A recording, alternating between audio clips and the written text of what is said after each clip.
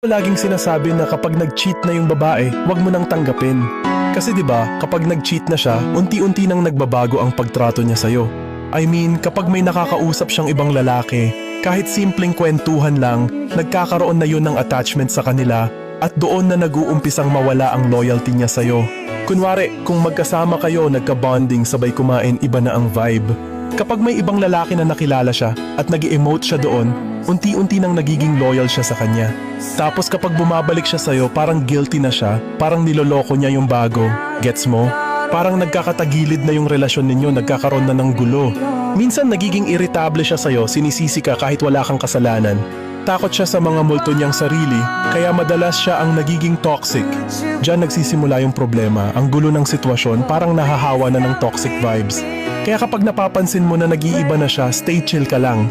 Minsan mas mabuting magpaka-cool at tingnan kung ano talagang nangyayari kaysa magpaka-emotional.